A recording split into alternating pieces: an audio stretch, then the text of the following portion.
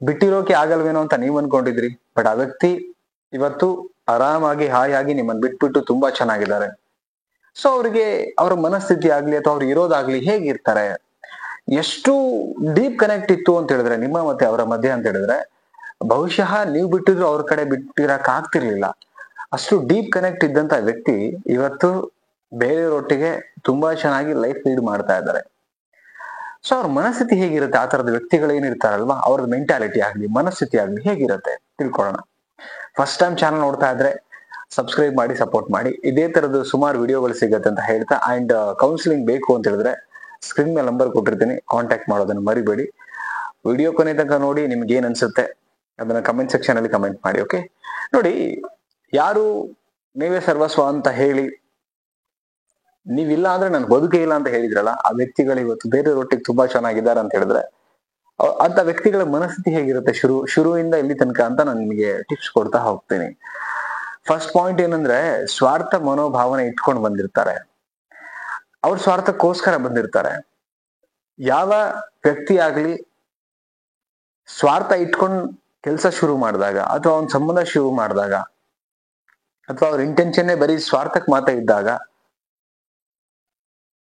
ಅವರಲ್ಲಿ ಏನ್ ನಿಮ್ಮ ಒಟ್ಟಿಗೆ ಭಾವನೆಗಳು ಪ್ಲೇ ಮಾಡಿರ್ತಾರೆ ಅಥವಾ ಓಡಾಡಿರ್ತಾರೆ, ಎಲ್ಲಾ ಒಂದು ನೆನಪುಗಳನ್ನ ಬಿಟ್ಟು ಹೋಗಿರ್ತಾರೆ, ಎಲ್ಲಾ ಇಂಟೆನ್ಷನ್ ಫೈನಲಿ ಗೊತ್ತಾಗೋದು ಸ್ವಾರ್ಥ ಮನೋಭಾವನೆ ಇದ್ದಿದ್ದಕ್ಕೆ ಹೇಗೆ ಮಾಡಿದ್ರಪ್ಪ ಅಂತೇಳಿ. ಅಂದ್ರೆ ಅವ್ರಿಗೆ ಏನ್ ಬೇಕು ಆ ಲಾಭಕ್ಕೋಸ್ಕರ ಮಾತ್ರ ಹೊಡೆದಾಡಿದ್ರು ಬಿಟ್ರೆ ಇನ್ನೇನಿಲ್ಲ ಅಲ್ಲಿ ಆಕ್ಚುಲಿ.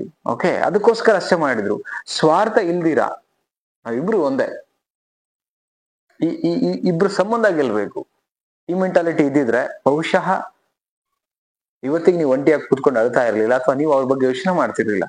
ಹೆಂಗ್ ಸಾಧ್ಯ ಆಯ್ತು, ಅವತ್ತಿಗೆ ನೀವಿಲ್ಲ ಅಂದ್ರೆ ಬದುಕೋದೇ ಇಲ್ಲ ಅಂತ ಹೇಳ್ತಾ ಇದ್ರು, ಇವತ್ತಿಗೆ ನೀವ್ ಇದೀರಿ, ಅವ್ರು ತುಂಬಾ ಚೆನ್ನಾಗಿ ನಿಮ್ಮನ್ನು ಬಿಟ್ಬಿಟ್ಟು ಹೋಗಿ ಇನ್ನೊಬ್ರೊಟ್ಟಿಗೆ ಬದುಕ್ತಾ ಇದಾರೆ ಅಂದ್ರೆ ಸ್ವಾರ್ಥ ಮನಸ್ಥಿತಿ. ಅವ್ರಿಗೆ ಬರೋ ಲಾಭದ ಬಗ್ಗೆ ಮಾತ್ರ ಯೋಚನೆ ಮಾಡಿದ್ರು, ನಿಮ್ಮಿಂದ ಏನೇನ್ ಸಿಗುತ್ತೆ ಎಲ್ಲಾನು ಬಳ್ಕೊಳಕ್ ಟ್ರೈ ಮಾಡಿದ್ರು. ಓಕೆ, ಅದಕ್ಕೆ ಇವತ್ತು ಹಿಂಗಿದ್ದಾರೆ. ಅವ್ರ ಮನಸ್ಥಿತಿ ಹಾಗಿರುತ್ತೆ. ಯಾರು ಶುರುವಾತಲ್ಲಿ ಹಂಗಿದ್ದು ಈಗ ಬದಲಾಗ್ತಾರಲ್ಲ, ಸ್ವಾರ್ಥ ಮನಸ್ಥಿತಿ. ನೆಕ್ಸ್ಟ್ ಏನು ಅಂದ್ರೆ ಸಮಯ ಸಾಧನೆ ಅಂತ ಹೇಳ್ತೀವಿ ನಾವು. ಅಂದ್ರೆ ಆ ಕ್ಷಣಕ್ಕೆ ಮಾತ್ರ ಯೋಚನೆ ಮಾಡ್ತಾರೆ. ಅಂದ್ರೆ ಸಮಯ ಸಾಧಕರು ಅಂತ ಯಾರಿಗೆ ಕರಿತೀವಿ ಅಂದ್ರೆ ಆಯಾ ಸಮಯಕ್ಕೆ ತಕ್ಕ ಹಾಗೆ ತುಂಬಾ ಚೆನ್ನಾಗಿ ನಟನೆ ಮಾಡ್ತಾರೆ, ತುಂಬಾ ಚೆನ್ನಾಗಿ ಹೊಂದ್ಕೊಳ್ತಾರೆ. ನಟನೆ ಅನ್ನೋದಕ್ಕಿಂತ ಹೊಂದ್ಕೊಳ್ತಾರೆ, ಗೊತ್ತೇ ಆಗಲ್ಲ. ಕರೆಕ್ಟ್. ಮಳೆ ಬಂದಾಗ ನಾವ್ ಹೆಂಗೆ ಛತ್ರಿ ಹಿಡಿತೀವೋ, ಚಳಿಗಾಲ ಬಂದಾಗ ಹೇಗೆ ಶೂಟರ್ ಹಾಕ್ತಿವೋ, ಸೊ ಆಸ್ ಇಟ್ ಈಸ್ ಆಯಾ ತಕ್ಕಂತೆ ಸಂದರ್ಭಕ್ಕೆ ಅನುಗುಣವಾಗಿ ಹೊಂದ್ಕೊಳಕ್ ಟ್ರೈ ಮಾಡ್ತಾರೆ. ಬಟ್ ಅವ್ರ ಒಳಗಡೆ ಇಂಟೆನ್ಷನ್ ಸ್ವಾರ್ಥನೇ ಇರುತ್ತೆ 100%. ಯಾವ ಸ್ವಾರ್ಥ? ಅವ್ರಿಗೆ ಏನ್ ಯೂಸ್ ಆಗ್ಬೇಕಲ್ಲ ಅದೊಂದೇ ಸ್ವಾರ್ಥ ಇರುತ್ತೆ. ಅದರ್ವೈಸ್ ನಿಮ್ಮ ಭಾವನೆ, ನಿಮ್ಮ ಲೈಫ್, ನೀವು ಇದಾದ್ಮೇಲೆ ನಿಮ್ಮ ಮನಸ್ಥಿತಿ ಹೇಗಾಗ್ಬೋದು, ನಿಮ್ ಲೈಫ್ ಹಾಳಾಗ್ತಿದೆಯಾ ಇಲ್ವಾ ಯಾವ್ದು ಯೋಚನೆ ಮಾಡಲ್ಲ, ಯೋಚನೆಗೆ ಬರೋದಿಲ್ಲ ಆಕ್ಚುಲಿ ಅವ್ರಿಗೆ. ಓಕೆ, ಸೊ ಅದಕ್ಕೋಸ್ಕರ ಹಿಂಗ್ ಮಾಡ್ತಾರೆ. ಸಮಯ ಸಾಧಕರು, ಸಮಯ ಸಾಧನೆ ಅಂತ ಏನ್ ಹೇಳ್ತೀವಿ ಆ ಮೆಂಟಾಲಿಟಿ ಇರೋರು ಹೀಗಿರ್ತಾರೆ. ಸೊ ನೆಕ್ಸ್ಟ್ ಬಂದು ಮನುಷ್ಯತ್ವ ಇಲ್ಲದೆ ಇರೋದು. ಯಾವ ವ್ಯಕ್ತಿಗೆ ಮನುಷ್ಯತ್ವ ಇರಲ್ವಲ್ಲ ಆ ವ್ಯಕ್ತಿ ರಾಕ್ಷಸ ತರ ಆಡಕ್ ಶುರು ಮಾಡ್ತಾರೆ, ಅಂದ್ರೆ ಲೈಕ್ ಕೆಟ್ಟ ಮೃಗ. ಓಕೆ, ಅದಕ್ಕೆ ಮನುಷ್ಯತ್ವನೇ ಇರಲ್ಲ. ಮನುಷ್ಯತ್ವ ಇರ್ತಕ್ಕಂಥ ವ್ಯಕ್ತಿ ಚೂರ್ ಬೇಜಾರಲ್ಲಿದ್ರೆ, ಅಳ್ತಾ ಇದ್ರೆ, ಕಣ್ಣೀರ್ ಹಾಕ್ತಿದ್ರೆ ಯಾಕೆ ಅಂತ ಕೇಳ್ತಾರೆ, ಅಥವಾ ನಿಮ್ ಕಣ್ಣೀರ್ ಬಗ್ಗೆ ಯೋಚನೆ ಮಾಡ್ತಾರೆ. ನಿಮ್ಮ ಮನಸ್ಸಿಗೆ ನೋವು ಆಗತ್ತಲ್ಲ ಅದ್ರ ಬಗ್ಗೆ ಯೋಚನೆ ಮಾಡ್ತಾರೆ, ಅವ್ರಿಗೂ ನೋವು ಆಗತ್ತಲ್ಲ ನಾ ಹಿಂಗ್ ಮಾಡಿದ್ರೆ, ಅವ್ರಿಗಾದ್ರೆ ನನ್ಗಾದ್ರೆ ಒಂದೇ ತಾನೇ ನೋವು. ಇದನ್ನ ಮನುಷ್ಯತ್ವ ಇರೋ ಯೋಚನೆ ಮಾಡುವಂಥದ್ದು. ಬಟ್ ಅವ್ರು ಅದನ್ನ ಏನು ಯೋಚನೆ ಮಾಡಲ್ಲ ಅಂತ ಹೇಳಿದ್ರೆ ಅವ್ರಲ್ಲಿ ಮನುಷ್ಯತ್ವನೇ ಇರಲ್ಲ. ಮನುಷ್ಯತ್ವದ ಬಗ್ಗೆ ಯೋಚನೆ ಮಾಡಲ್ಲ. ಓನ್ಲಿ ಪ್ರಾಫಿಟ್ಸ್, ಓನ್ಲಿ ಲಾಭ, ಸ್ವಾರ್ಥ, ಇದು ಬಿಟ್ರೆ ಏನು ಗೊತ್ತಿಲ್ಲ ಅವ್ರಿಗೆ. ಸೊ ನೋಡಿ, ನಾನು ಆಗ್ಲೇ ಹೇಳಿದೆ, ನಿಮ್ ಬಗ್ಗೆ ಚೂರು ಯೋಚನೆ ಮಾಡದ ವ್ಯಕ್ತಿಗಳು ಇವ್ರ ಮನಸ್ಥಿತಿಗಳು ಹೀಗಿರುತ್ತೆ. ಏನು ಯೋಚನೆ ಮಾಡಲ್ಲ. ಬದುಕಿದೀರಾ, ಸತ್ತಿದೀರಾ, ಊಟ ಮಾಡಿದೀರಾ, ನಿಮ್ ಒಳ್ಳೇದು, ನಿಮ್ ಕನಸು, ನಿಮ್ ಜೀವನ ಕಟ್ಕೊಂಡು ಏನಾಗ್ಬೇಕಾಗತ್ತೆ, ನನಗಾಗ್ಬೇಕಾಗತ್ತೆ ಓನ್ಲಿ ಸ್ವಾರ್ಥ.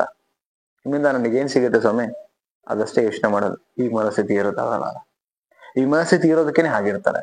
ಓಕೆ, ಅದಕ್ಕೆ ನಾನು ಪ್ರತಿ ವಿಡಿಯೋದಲ್ಲಿ ಕೂಡ ಒಂದೊಂದು ಇನ್ಫಾರ್ಮೇಶನ್ ಕೊಡ್ತಾ ಹೋಗ್ತೀನಿ, ಹೀಗಿರುತ್ತೆ. ಇದ್ರ ಉದ್ದೇಶ ಏನಂದ್ರೆ ನಿಮಗ್ ಕ್ಲಾರಿಟಿ ಸಿಗ್ಲಿ, ನಿಮಗ್ ಅರ್ಥ ಆಗ್ಲಿ ಅಂತ.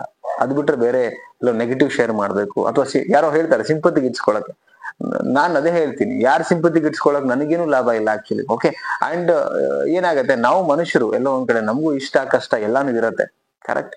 ಕೆಲ ವ್ಯಕ್ತಿಗಳು ಅವ್ರ ಮುಗಿ ನೇರ ವಿಚಾರ ಮಾಡ್ಬಿಟ್ಟು ಮಾತಾಡ್ತಾರೆ, ಬಟ್ ಏನು ಮಾಡಕ್ಕಾಗಲ್ಲ. ಓಕೆ. ಅದು ನಿಮ್ಮ ಯೋಚನೆ, ನನಗೇನು ಫರಕ್ ಬೀಳಲ್ಲ. Okay. Thank you so much. Video ಇಷ್ಟ ಆಗಿದೆ ಲೈಕ್ ಮಾಡಿ, ಎಲ್ರಿಗೂ ಶೇರ್ ಮಾಡಿ. ಮತ್ತೊಂದು ಟಾಪಿಕ್ ಅಲ್ಲಿ ಸಿಗ್ತೀನಿ. ನಮಸ್ತೆ.